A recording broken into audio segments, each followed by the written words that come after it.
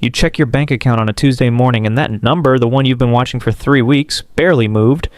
Again, you posted every day, you ran the ads, you showed up on stories, you did the webinar, and somehow you made less this month than you did 6 months ago when you were working half as hard.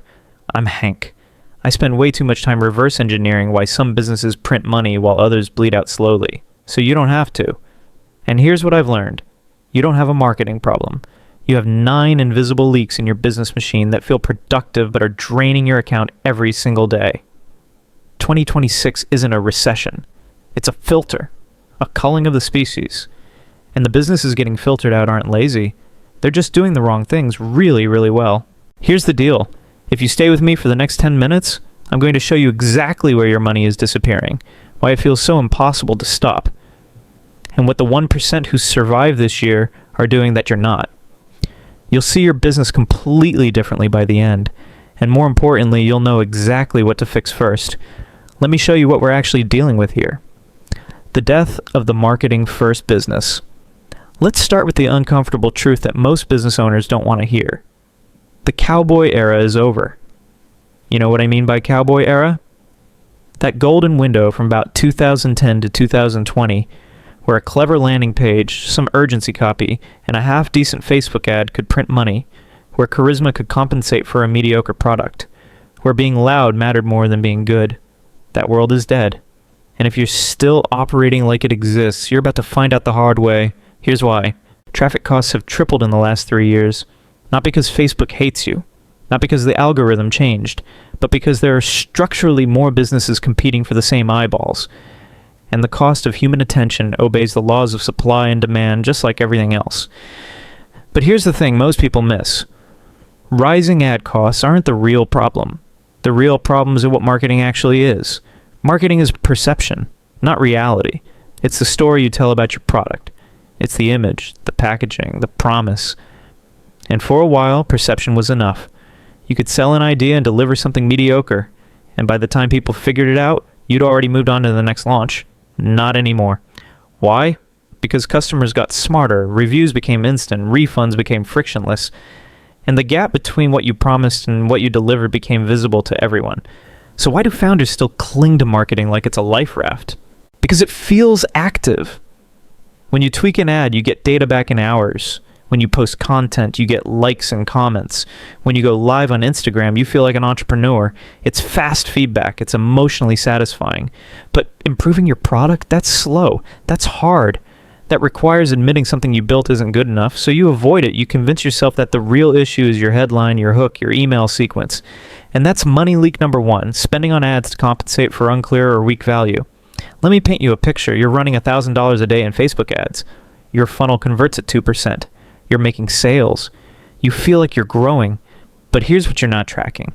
Your customer lifetime value is $150, and your cost to acquire that customer is $140. You're making $10 per customer, and you think you're winning. You're not winning. You're renting attention, and the rent just went up. This is what I mean when I say marketers are getting their asses kicked in 2026. The people winning right now aren't specialists who know how to write a good subject line. They're business owners who understand the whole machine: product, support, fulfillment, retention, profit. Not just the front end, not just the funnel. And that brings us to money leak number 2, confusing short-term revenue with long-term viability. Revenue is a vanity metric. You can generate revenue and go bankrupt at the same time. I've seen it 100 times. A business doing $50,000 a month in sales, and the owner can't pay themselves because the margins are so thin, the churn is so high, and the product is so bad that every customer requires 3 hours of support. You're not building a business. You're building a treadmill, and the speed just keeps increasing. Here's the narrative shift you need to understand. Businesses that survive 2026 aren't the ones who rent attention. They're the ones who earn trust. And trust doesn't come from a landing page. It comes from a product so good that people tell their friends without you asking. Product is the only real differentiation. Now we escalate into the core problem. If your product isn't exceptional, nothing else matters. I know that sounds extreme, but here's the thing. The market in 2026 doesn't care about your story. It doesn't care about your mission statement. It doesn't care that you're a solopreneur or a small team or that you're trying really hard. The market cares about one thing: Does this product solve my problem better than anything else I could buy? That's it. That's the entire game. And customers aren't guessing anymore. They demand proof. They demand substance. They demand results over promises. If you can't deliver that, they move on in about 4 seconds. Word of mouth used to be a nice bonus. Now it's the only sustainable acquisition channel. Why? Because trust is expensive to buy and free to earn. If your product is great, people talk. If it's mediocre, you pay for every single customer. Forever. And that brings us to money leak number 3, polishing messaging instead of fixing friction in the product. I see this constantly. A founder spends 3 weeks rewriting their homepage. They hire a brand strategist, they redo their color palette, they launch a rebrand, and sales don't move. Why? Because the problem wasn't the messaging. The problem was the product. People were buying it, trying it, and leaving. The friction wasn't in the perception. It was in the reality. But fixing the product requires admitting it's broken, and that's psychologically harder than tweaking a headline. Here's money leak number 4, selling fluff instead of tangible outcomes. Let me give you an example. You sell a course on productivity. Your marketing talks about unlocking your potential and becoming the best version of yourself. Sounds good, right? Here's the problem. Those are feelings, not outcomes. And in 2026, feelings don't convert anymore. Results do. What if instead you said, this course will teach you how to finish your work in 4 hours instead of 8, using 3 specific systems I've tested with 200 clients. Now you're talking about something real, something verifiable, something a customer can measure. The psychological trap here is that founders think differentiation is verbal. They think it's about finding the right words to describe what they do. But differentiation isn't verbal. It's structural. It's baked into the product itself. You can't copyright your way into being different. You have to build your way into it. And here's where time becomes the grim reaper. A weak product can survive with good marketing for 6 months, maybe a year. You can generate buzz. You can create urgency. You can get people to buy. But eventually the market audits everyone. Reviews pile up. Refunds happen. People stop referring their friends. And the whole thing collapses. The market isn't stupid. It's just slow. But it always catches up. So the question you need to ask yourself right now is this. If I stripped away all my marketing, all my content, all my ads, would people still want my product? If the answer is no, you don't have a business. You have a promotional campaign. And promotional campaigns don't scale. Winner takes all economics. Now let's talk about why this matters more than you think. We're living in a winner takes all economy. 1% of businesses capture 99% of the profit. Not because they work harder, not because they're luckier, but because they occupy a position that no one else can touch. Here's what that means for you. Being slightly better than your competitors is worthless. Completely worthless. If you're 10% better, customers might try you once, but they won't stay. They won't rave. They won't build your business for you through referrals. You'll spend your entire life fighting for market share, competing on price, justifying your value. That's money leak number 5, and trying to be slightly better instead of categorically different. Let me explain the difference. Slightly better is when you offer the same thing as everyone else, but with one extra feature. Categorically different is when you're playing a completely different game. Slightly better is a faster horse. Categorically different is a car. Most businesses are competing in what strategists call a red ocean, bloody water.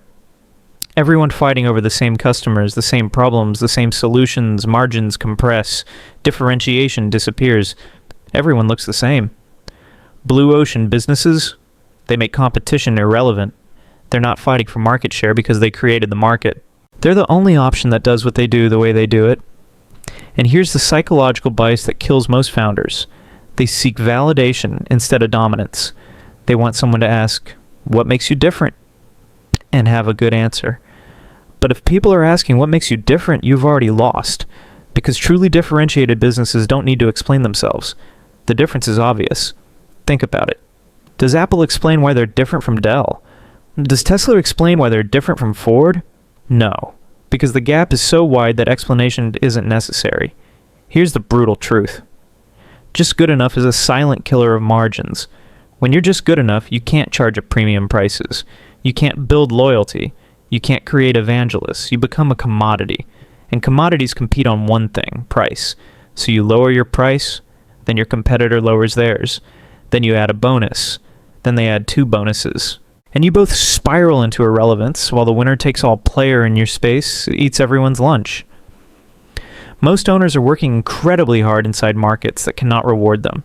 They're pouring effort into businesses that structurally can never be profitable enough to justify the time investment. And that's not a motivation problem. That's not a mindset issue. That's a mathematics problem.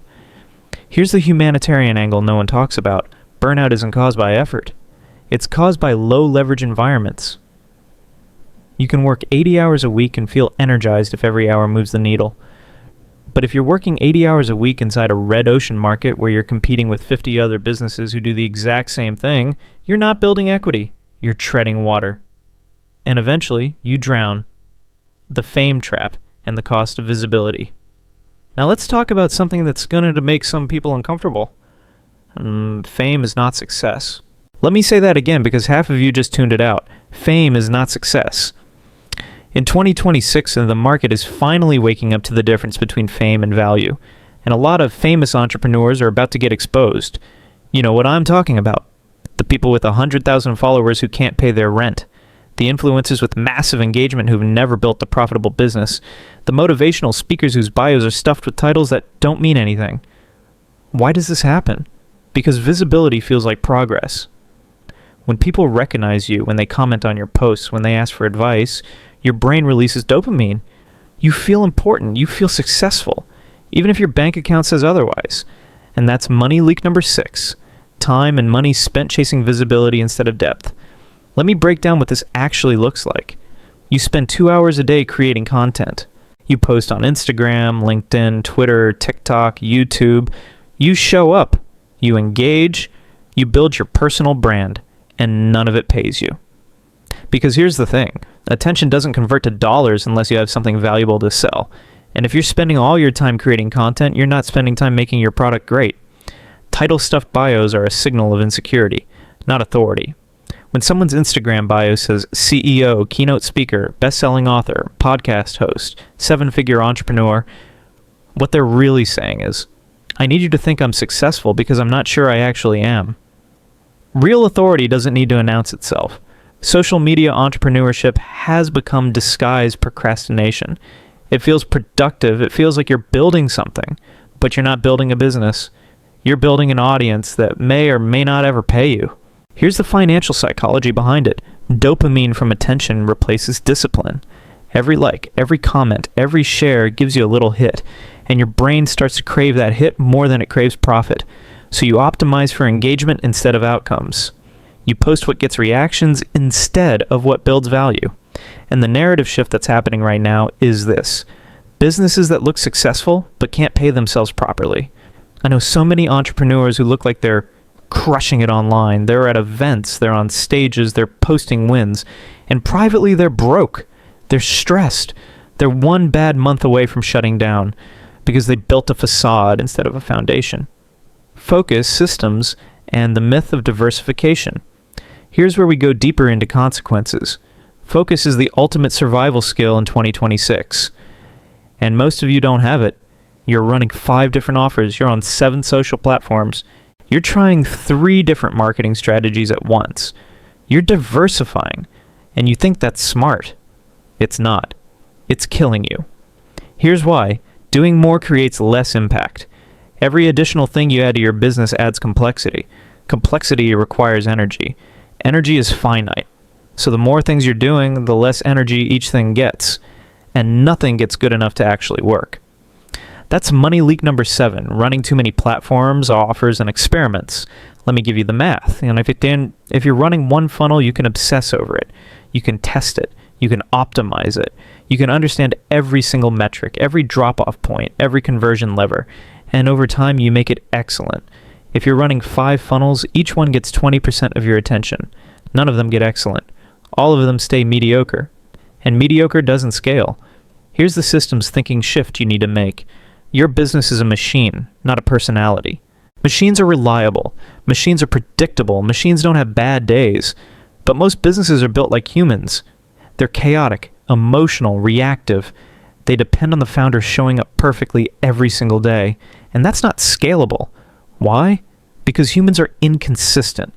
You get tired, you get distracted, you get sick, and when you do, the business stops. A machine keeps running.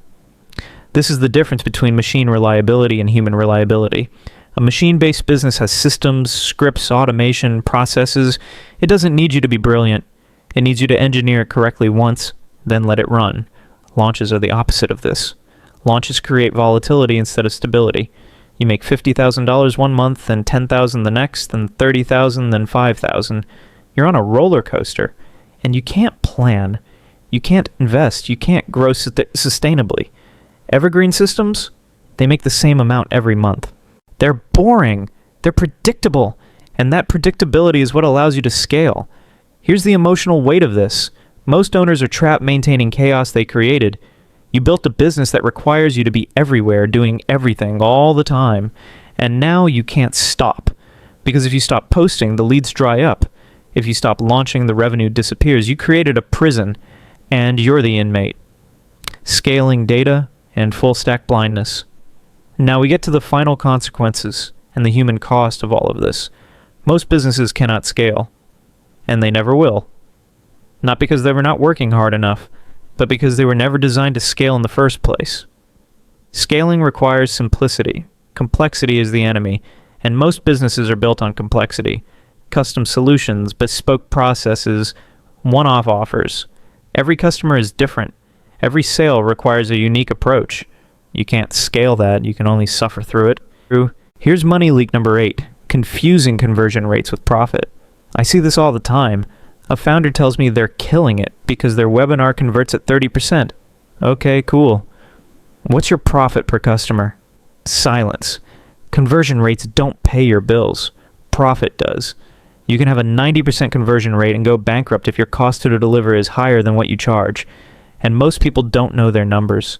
They don't know their actual profit margin, they don't know their customer acquisition cost, and they don't know their churn rate. They're flying blind, and they wonder why they keep running out of cash. That brings us to money leak number 9, outsourcing decisions you don't understand. Here's the litmus test. Can you explain how accrual-based accounting is different from cash-based accounting? If not, you shouldn't be outsourcing your bookkeeping, because you don't know what you're looking at. Can you explain how a Facebook pixel works? If not, you shouldn't be outsourcing your ads, because you can't tell if the person running them is competent or just confidently wrong. This is what full stack entrepreneurship means. It doesn't mean you do everything. It means you understand everything. Accounting, systems, metrics, the whole machine. Why? Because the moment you don't understand something, you become dependent. And dependence is expensive. Great leaders know everything, even if they delegate. They can step into any role in their business and know if it's being done well. That's not micromanagement. That's competence. Here's the psychological turning point. Charisma is dead. 2026 doesn't reward charm. It rewards systems thinking. It rewards people who can look at a profit and loss statement and know exactly what lever to pull. It rewards engineers, not performers. And here's the humanitarian close. Businesses fail not from lack of talent, but lack of clarity. You're smart. You're capable. You're working hard, but you're working on the wrong things. You're optimizing for visibility when you should be optimizing for value. You're chasing revenue when you should be chasing profit. You're diversifying when you should be focusing.